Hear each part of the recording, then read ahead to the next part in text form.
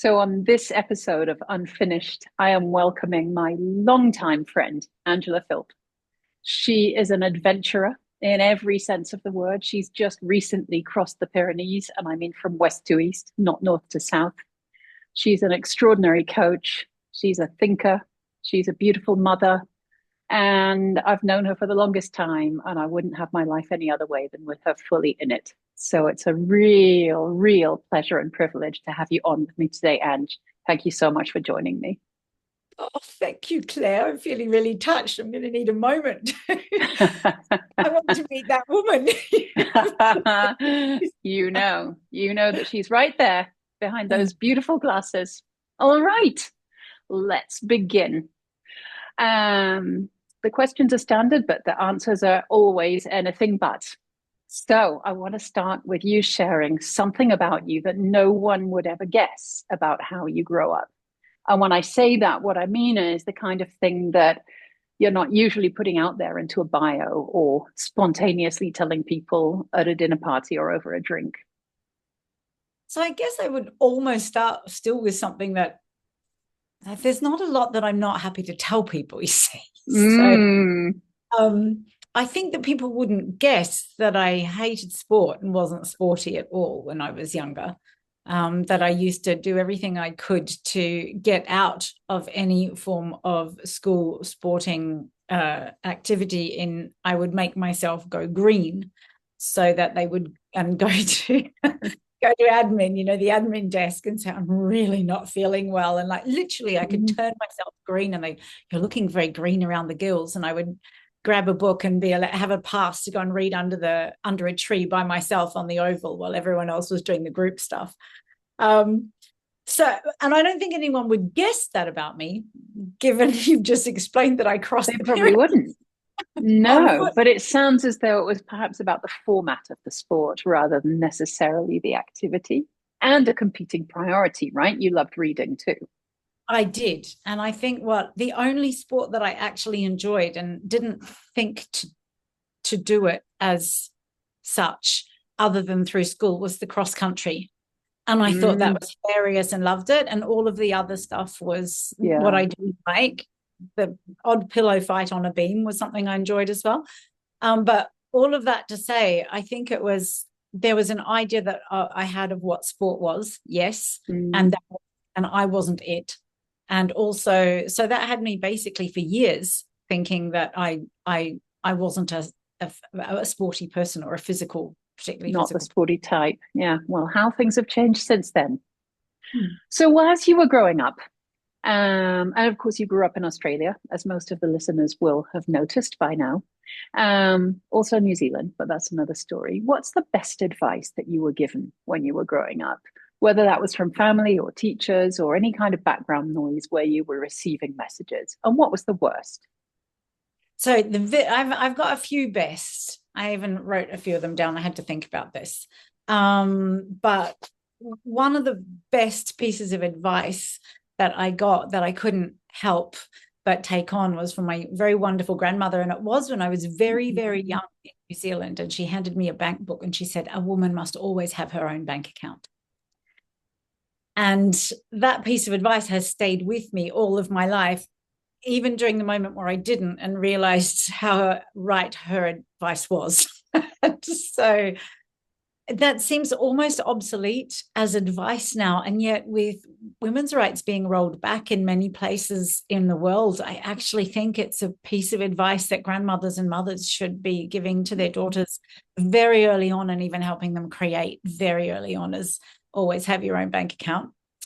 So that struck. Beautiful. And of course, that's in fact just a metaphor. A woman should be independent, isn't it?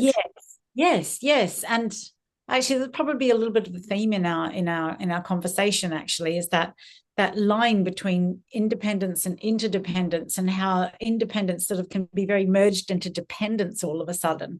And so, how do we keep interdependence happening? And that means being able to hold a personal identity, as well as be able to give and share and be part of a collectivity of some sort. Be that a marriage or a commune, who knows? I know I got this beautiful that, and it's like, this is along the lines of it. Invest early was the other piece of advice that I didn't necessarily take. The beauty of compound interest. Yes. Exactly. Like that. Almost have your own bank account, invest early, and small steps, small consistent steps. Yeah. And I don't think I actually listened to any of those. I don't think you did either, given what I know of you. So it's caught up with you in the end, I know. But yes, interesting. And it was always there. You internalized it. Yeah, If I there was did. one piece of bad advice or just, inappropriate, wrong advice, what would it be? Oh, work hard and you'll get noticed. Oh, yeah. Who Yeah, shared that gem with you? I think it was basically in the family, like just be a good girl. And of course they said the same thing to my brother. But we don't live in a world where hardworking girls actually get noticed, really. Mm. You sort of do. You can, like, I mean, I was student president in that, but it wasn't actually from working hard. It was from being really interested in school and standing up and standing for what I believed in. It definitely didn't happen for me from that working hard part. And I think I noticed for myself in other times where I've sort of applied that work hard and you'll be noticed and you'll be promoted. No. Yeah. You have found many other tools in your box, though. I know that, and we'll get to that. Now, when you first set out in your career, you grew up in, well, down under, let's say, and you had a fairly local life in many respects. But as you got going on your studies and then your plans for work, what was really on your mind? And what was behind that, the hopes and the fears? So in the very beginning, I apparently told my mum when I was very young that I would move to France one day. Do I know why I said that? No. Do I remember that I said that? No. But mum said that. Mum told me, recently, since I but that's been like this thread for me, was to move to another country, move to France in particular. And so I'm getting to a thing there where when I finished my study, I knew I wanted to do something to change the world. I just did. I didn't in the beginning, while I was starting all of this, when I was an exchange student, like this is well before I was really thinking career, I just knew I wanted to go to France. I knew so badly I wanted to go to France that I said that I managed to get a scholarship as an exchange student, because my parents couldn't pay for me to be an exchange student. And I remember putting that in my mind at risk, saying to the CEO of TNT Australia, who had been flown down to see, that if they were sending me to the US, it wasn't worth their while, and I wouldn't be going. What country do you want? France. And, I don't think I've ever spoke to that. At that stage, I was 16 when I was going through the process. I don't think I really normally had the courage to say what I wanted to an adult, but it felt so important, especially not an adult in such a prominent position, For sure. Oh, I was like this. So I don't know why I wanted to go to France then, but I did. It turned out that I got Belgium and a French-speaking country near the French border. That was fine. That was close enough compromise. Yeah. Very lucky. And then it was once I started studying and I did anthropology that I realized, I don't know, it's like little threads. So little lights joined together to make a bigger flame. And I just knew that I wanted to change the world. And that's when basically I knew I wanted to work for UNESCO when I was finished university. And you made that happen. I did. Which we're not going to dig into great detail today, because you've moved on several shifts since then. And I'm going to get you to describe the mix of things that you do now, and then to share with us what it is that you love about that and what keeps you loving it, even when it's difficult. Oh, wow. Okay, I will share. I'll share from the back, from the last question. What has me, because I think this is important for everybody, but what has me keeping doing what I do now and what I love about it? Well, what I love about it is what keeps me doing it, first of all. Yeah, ditto. I mean, that's it. There are days when I think, I get up, I'm like, is it really worth it? Can I change anything? this all just seems too much. And I don't know, just go and get a job. And then I think, well, you're 55, good luck with that. But, and then I don't think that because I work with my clients on this.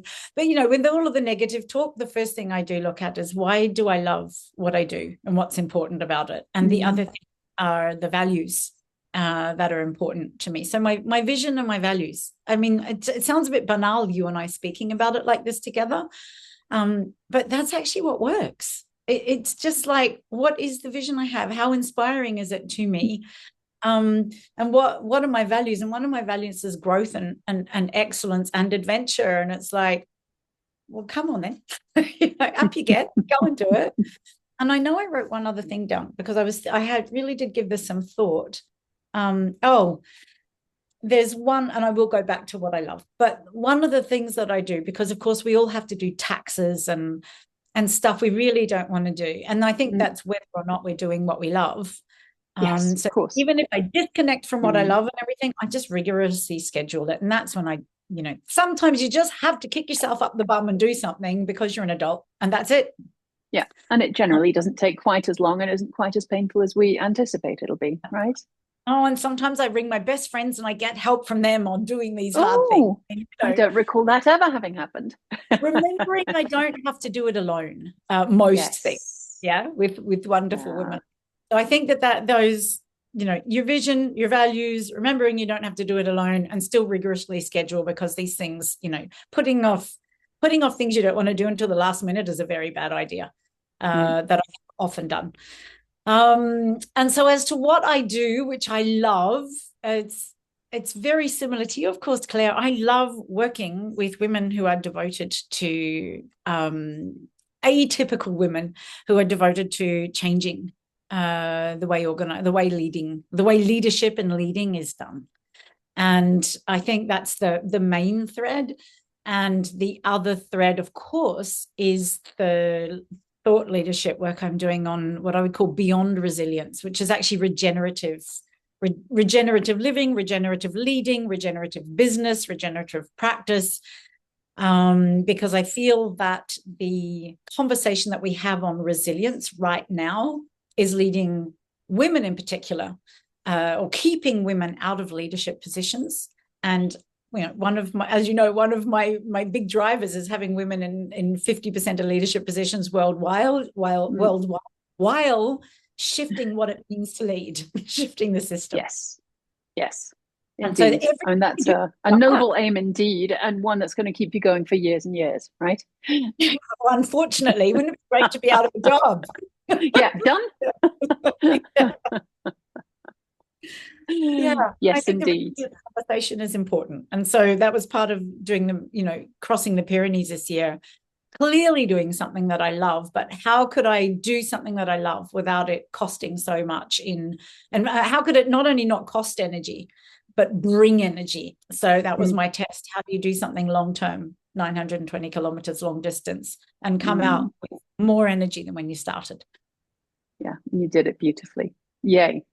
Well, it's like you've covered, I think, how you handle the boring, thankless bits. So let's move on to your leadership. I mean, you are an extraordinary leader. You've led ventures, you've led businesses, you've led people, families, large groups. You're a thought leader. You're constantly generating new ideas, new ways of looking at the world.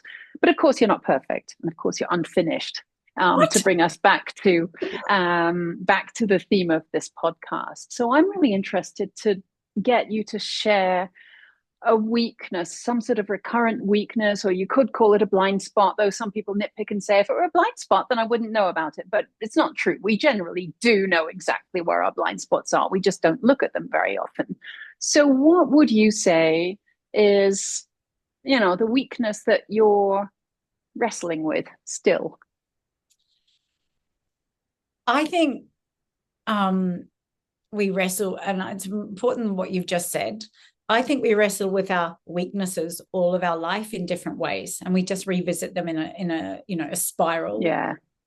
And we just they get more space, they get more depth and width, and you get more distance from them, but they're sort of still there in different shapes. And so if I had originally said one to you, it would, and like the one that most people would say to me in the beginning, it'd be like, organization and like, but just Yeah. not, but I think that's more than it's not so much that, but what I in the coaching work and coaching development work that I've done over a long number of years, and particularly when I was working with Adam and Bay Quiney in the Forge, man, do they go deep into blind spots, I can tell you.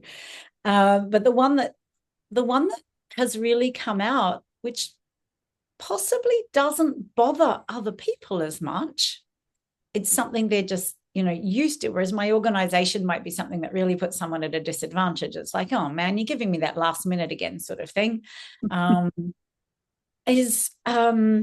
But the one that impacts me is I have a survival mechanism called devastated diva.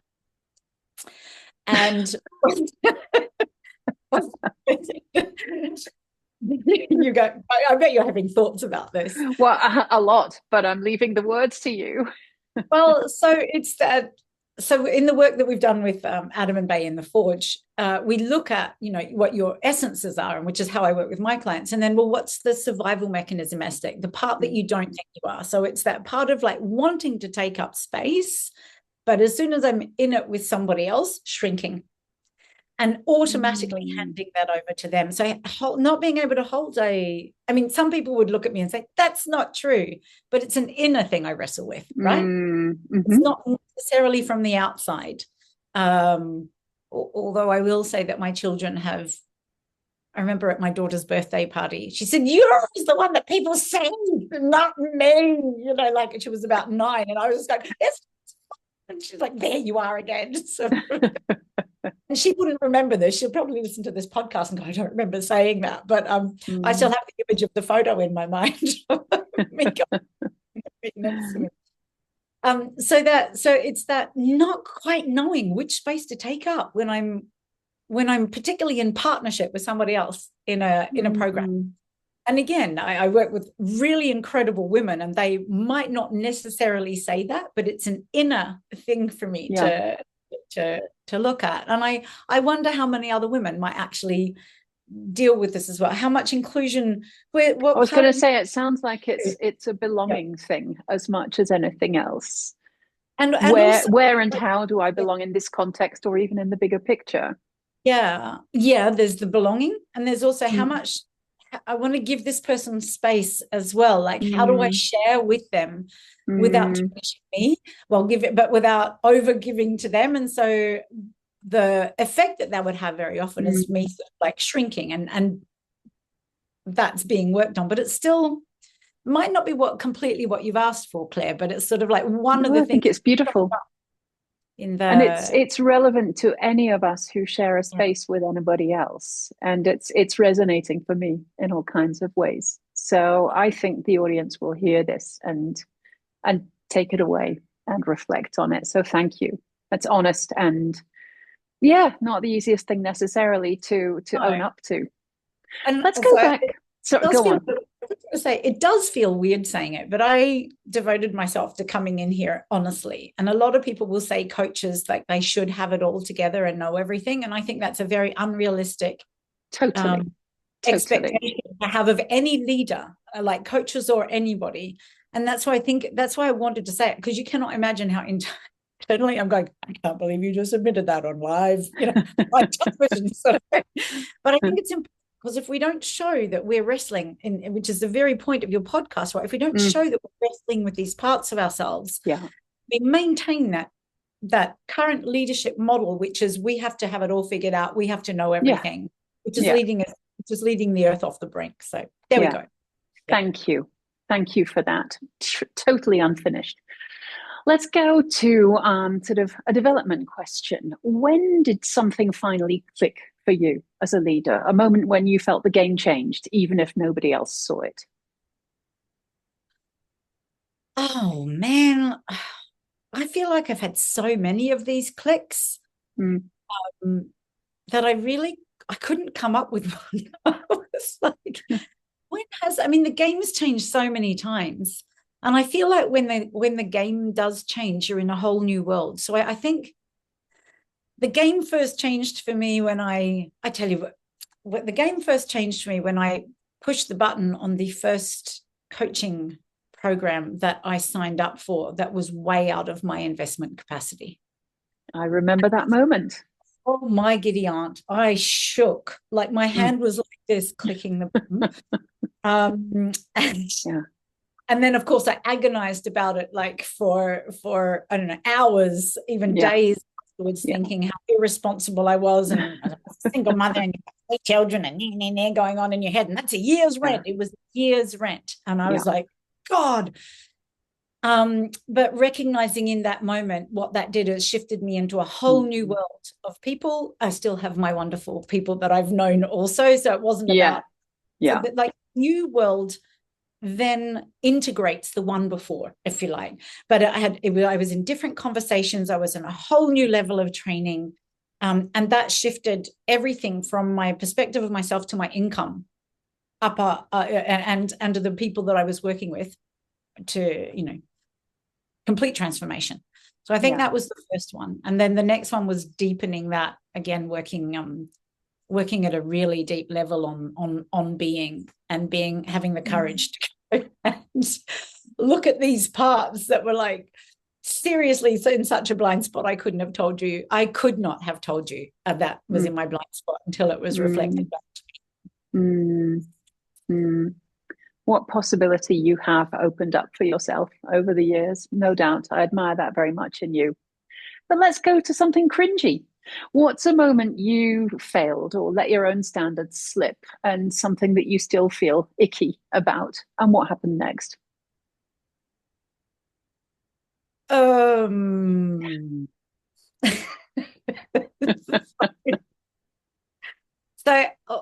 what I'm hesitating on is the impact of one thing that I could say on people I love. And so and taken out of context, it could mean something different to them. So I want to be, I don't want to say that.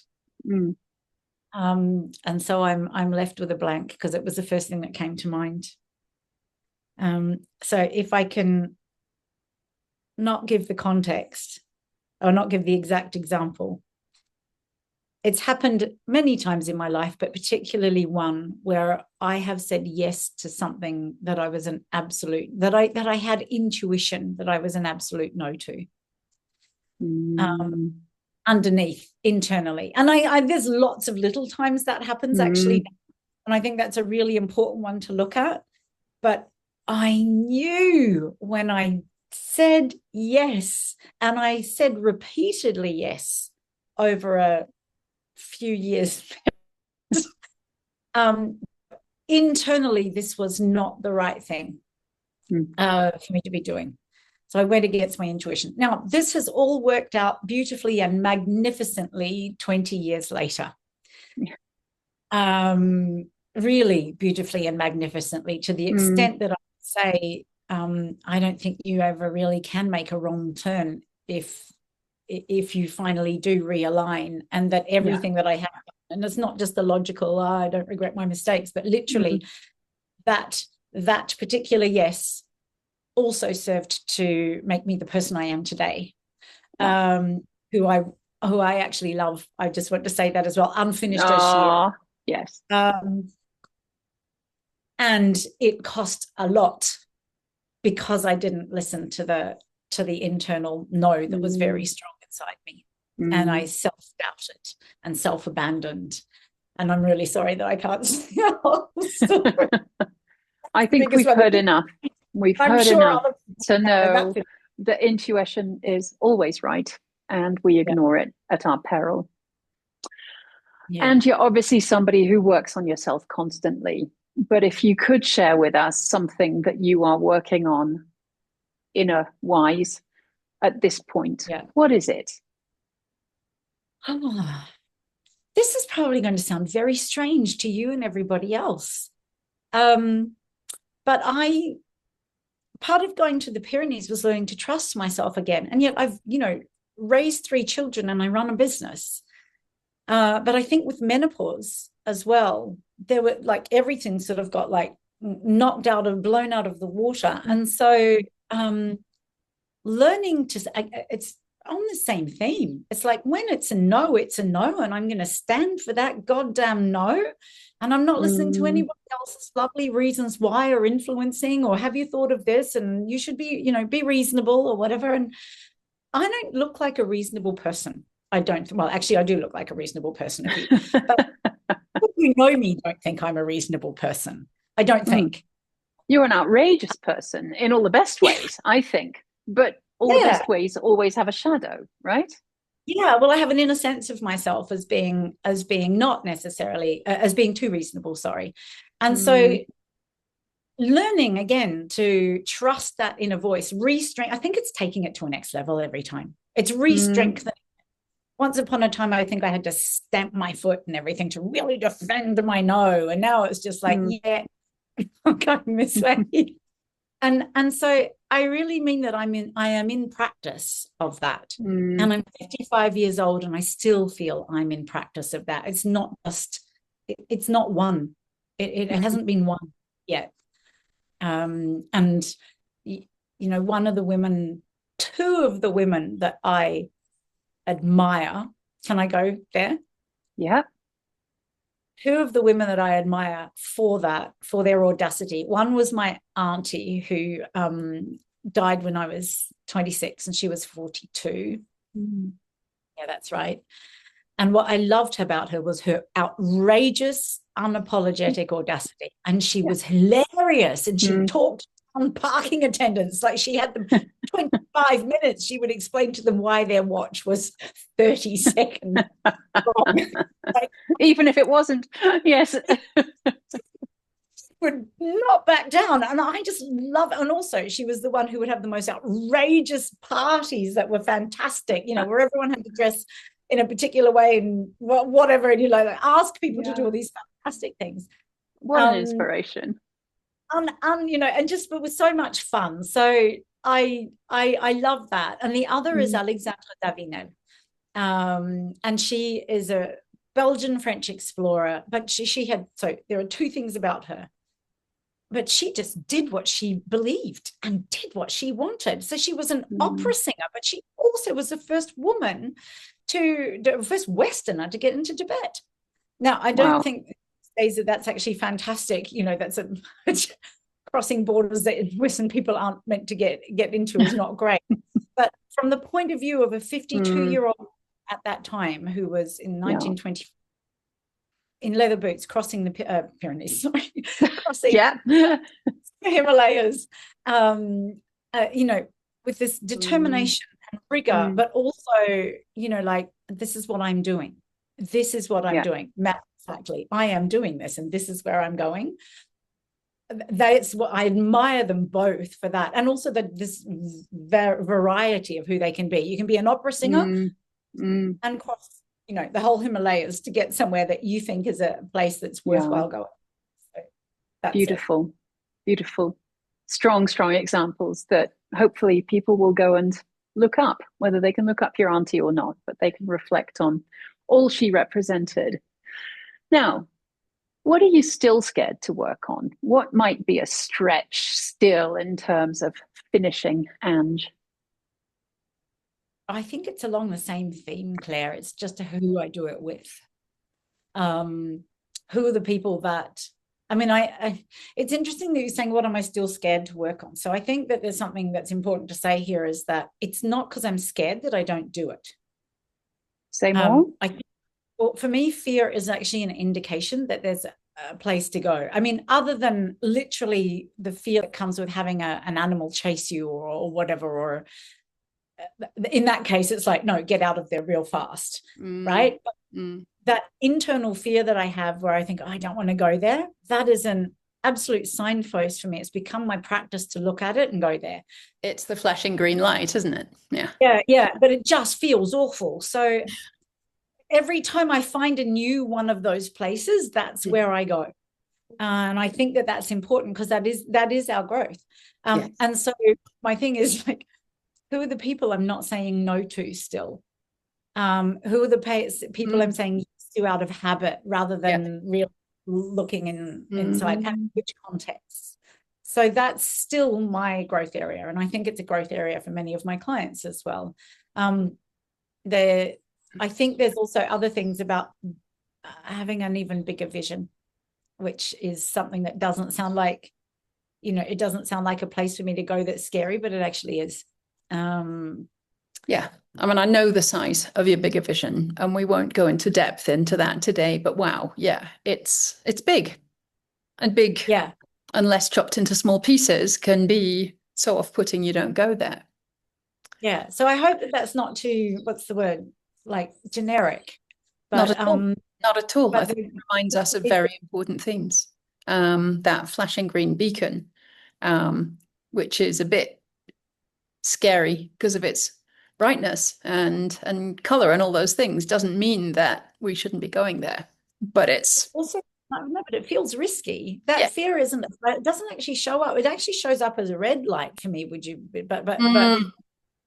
but my wiser self knows that it's a green light. Yeah. But it shows up as a lot of inner, what the heck, don't you dare, who do you think you are? You're risking everything. And I have an underlying thing, you'll lose everything. Like everything, reputation, money, friends, everything. Yeah. It's an all or nothing, yeah, like warning that comes in anything from whispers to a huge siren. Sure. And so, and yeah, I think, I can't remember who it was that said that fear is 90 miles wide, but only two inches deep. And that's what I keep learning. And so that's why I said I will keep going into fear, because I do know that once I just look at it and keep going, no matter what happens, the inner screaming and everything, you go through the threshold and it's like, why was I so worried about that? Yeah. But my line is still that one. It's still owning what it is that I want and saying no to everything else, and not, like limiting my possibility in one way. All right, there's all this big stuff. You're in a room with somebody you don't know yet. What's your favorite way to begin a meaningful conversation, and what generally actually opens people up for you? I've had lots of meaningful ways to start conversations, but I do genuinely love asking people what's their favorite thing happening in their life right now. Like, like, what are you loving most about your life? Because we often talk about what do you do, and like and all that. And I just don't want those questions anymore. I don't even want to ask them. And so it's like, actually, I do want to find out what people's favorite thing is that's going on in their life right now, and then have them tell me about it. And I think that does open up conversation mostly. And the other thing that opens up is really listening to people and being honestly curious. Yes. So thankfully I am honestly curious. Yeah. Until I behind it, I don't want to take up space, and will I ask too many? That's the other fear I have, is asking too many. Yeah. It's got a lot of questions. My children could talk to you about that in me, as I'm sure yours would to me. Let's not dwell there, but yeah, there is, I think there's also, when you ask that, what's your favorite thing about your life now question, there's a small percentage of the population that will just freak out when they hear that question. They won't know how to go there, in which case they're probably just not your people, right? Or they're not yet connected to you, and maybe you need another route in. So I know I can be really enthusiastic. Like, enthusiasm is this was also synonymous with Angela Philp. Yes. Yeah, enthusiasm. But I had a boyfriend who said, you walk into a room a bit like my daughter and you splash water on people because you're just too much there. And I think he was too much there. But anyway, I get that how I ask that question makes a difference. If it comes out as, so what's exciting in your life right now? It's like, oh. But if it really does come from genuine curiosity, it doesn't freak people out quite as much. Yeah. And it works sometimes. Yeah. And then sometimes it says, okay, cool. What's the coolest thing you've done, recently? But some people don't like it. You're right. I have a hesitancy of saying they're not my people. And you might be right, though, because this is where my, what else would interest that person? But sometimes it's just because people are more timid or shy, or Mm. they haven't thought about it and they're not used to getting a question. Yeah. I don't know. And in which case, I think it's important to just like, I don't know, if we're both drinking a glass of champagne, it'll be like, what do you like about the champagne? Or, you know, I like starters that are also based in what can I see about the person in that case. Yeah. How can you use your curiosity to make it how can I use my curiosity? Yeah. And often what will happen is I'll see something really cool about somebody and I can't help say it. So I'll ask them to tell me about it. You know, could be a really coat or a brooch, or if it's a woman, or you know, just things like that. I'll go, oh wow, that's really good. And I often have to admit, I make a beeline in the room for the person that looks the most interesting very often. So to me. Well, our friend Mel Robbins is definitely, I think, one of her top 5 habits is compliment somebody on something even very simple. And it's a very quick and easy and enjoyable method in. So let's leave that there. I think the answer is Ange has many ways to open a conversation and get it warmed up, which are beautiful. That's a good inspiration. You're a voracious reader. And I know that you reread some books, but which 1 or 2 books do you return to again and again because they taught you things that you actually use? You probably have everybody say this, but Never Split the Difference. Never Split the Difference is a book that saved me thousands with my lawyer because I practiced what was in it. And I think it goes back to the investment and bank account conversation, but also it's about really deeper connection, and that everything is really not choosing like blanket win-win. That's not actually a win-win, like a weak compromise, and to get the power of a true conversation happening. So I think that book I actually still have by my bed and go back to reread it. I have heaps by my bed that I reread actually, and now I'm having a blank on them. Don't worry. I think you chose a really powerful example, and actually not everybody chooses it. I think one other person has in 10 also. So you're okay. Talking about bedside tables, what's your real, genuine morning routine on a good day and on a human day? And let's not go for the impressive version. Let's go for the real version. Okay, so on a good day, I really do kick myself up the bum to be intentional, and I do it for 2 reasons.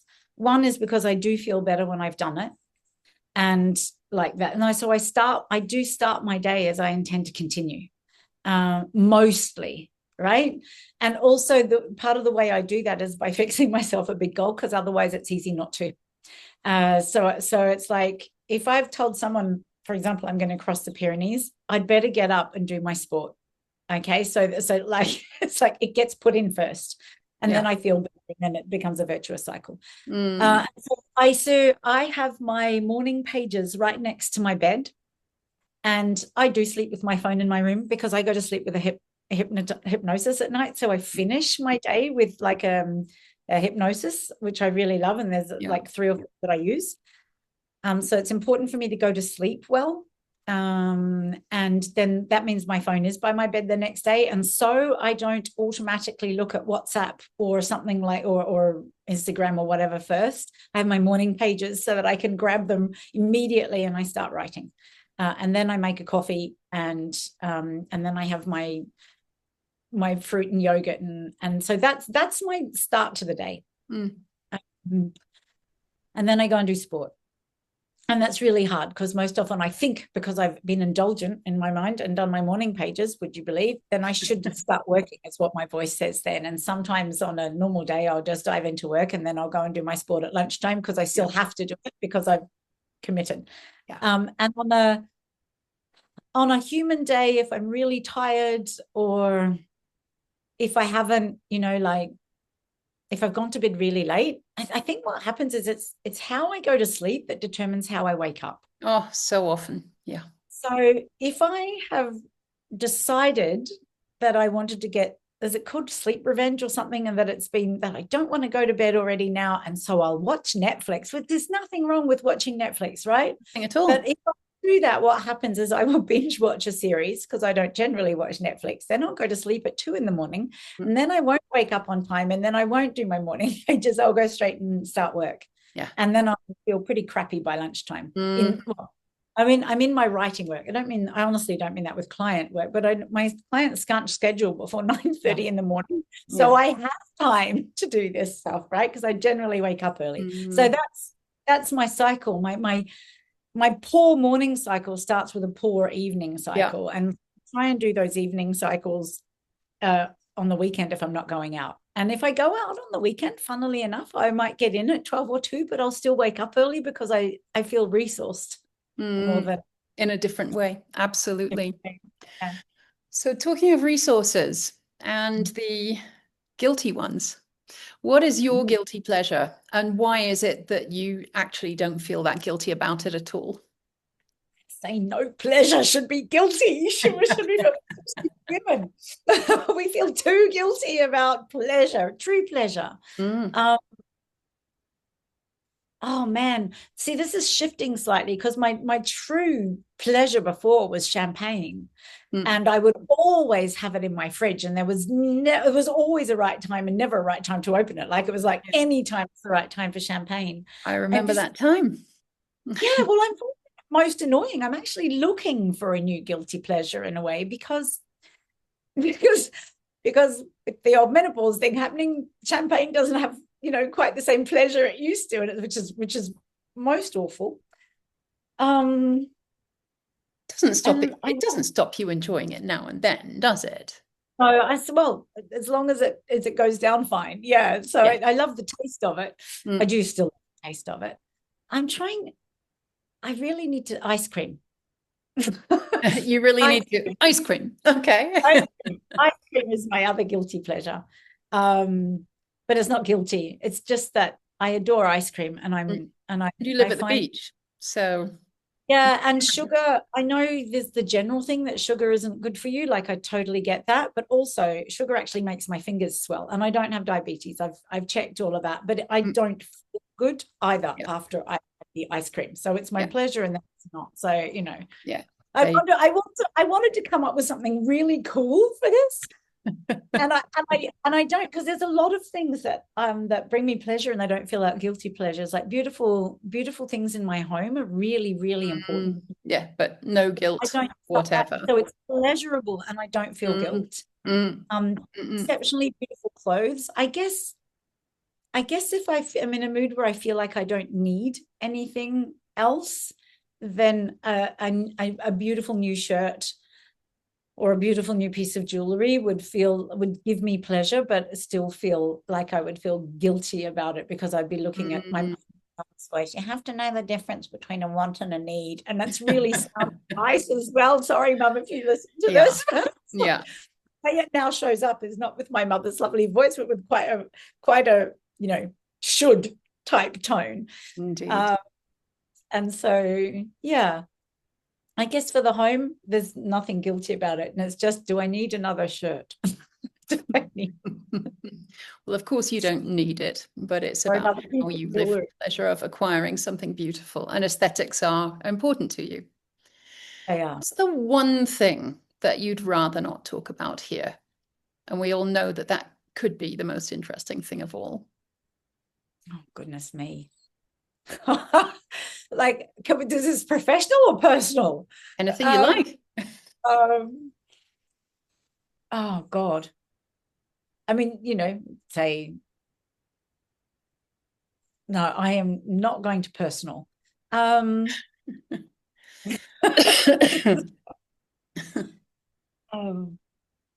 other people said? What kinds of things? Usually personal, actually. Oh, really? Yeah. I think I'm going to say something that is probably,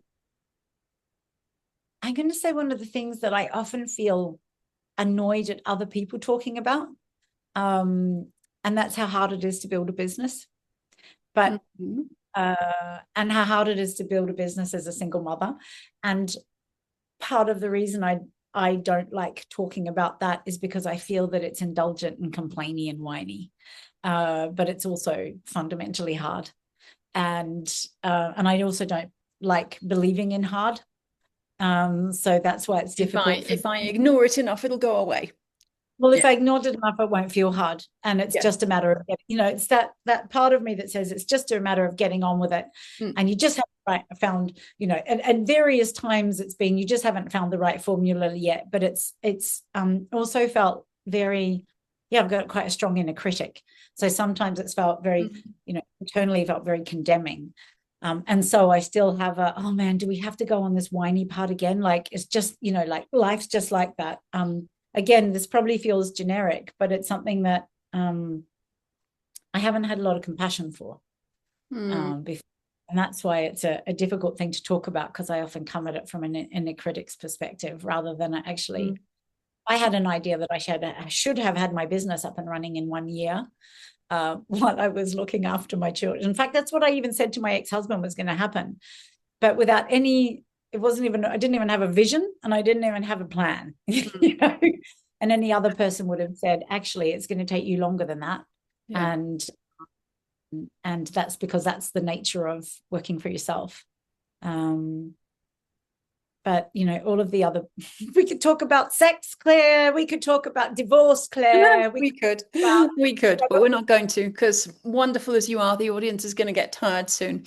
I want to know what part of you is still unfinished and why you're proud of that at this point. We're not looking about the broken bits, just what's in motion, what's in change. See how anybody could answer that they're not all unfinished and in change. And I know, again, I'm a bit, it sounds a bit generic, but we are all, including me. I mean, like, it's not finished till you die. It's just hopefully not, though I don't think everybody sees the world that way. Yeah, well, so I invite people onto this podcast who all see it, who've all been compelled by the image of the uncovered sculptures by Michelangelo, who buy totally to the fact that we're not finished. But not everybody does. I love that you are really talking about this, because I think that it's so important on so many levels. And really, like, it's, again, not coming from broken, but coming from one, potential in its the very definition of it is you never reach it, because when you reach potential. So there's unlimited or forever extending potential. And so I have so much more potential to develop, and so does everybody else in varying degrees. But also, like, there's so much there to learn and uncover, and holy moly, I can't wait. Well, I can wait. I'm going to wait. I'm going to become the person I am when I'm 90 or 95 or hopefully 100. And there are whole worlds to explore in there. And I think that it's so sad when people say that they've, whatever age, I've heard people, you're right, I've heard people say when they're 30, they've got nothing left to learn. And I'm like, what a closed, without judgment, but just factually, what a constricted life. But it's definitely not over when we're 50 or even 55 and or 62 or 62. And I just learned in the Pyrenees how much more physical capacity I had, which I thought was diminished, and realized not only is it's different, but not only is it not diminished, it can expand again greatly. My capacity for, again, knowing what I want and where I'm going, this is the same for everybody. Everybody can tune into it if they choose. Yes, absolutely. And I mean, right now in my own business, I'm moving from independent to interdependent. So almost from independent to entrepreneur. And that's a huge transformation. Excuse me for coughing. That's a huge inner transformation. Can't move to entrepreneur truly Like that's the big transformation, is to recognize that interdependent isn't just something, it isn't just a concept. It truly means letting go of stuff. It means letting other people do things for you. And oh yeah, I have water. It has been a hard and long road to go from being independent to interdependent. It's mean like the very ground that I thought I was walking on, I felt like I was going to have to let go. And I still have to let it go. Yeah. Well, Ange, we've gone in this discussion from shrinking in those shared spaces to expanding and being beyond wherever you are now. And whether that's towards when you're 95 or, as you say, 100, why not? That's been a lovely arc to follow and to dip into things along the way. And I'm so grateful to you for having been so open and sharing. And I just want to thank you. Well, I want to thank you too, because I think these conversations need to be had.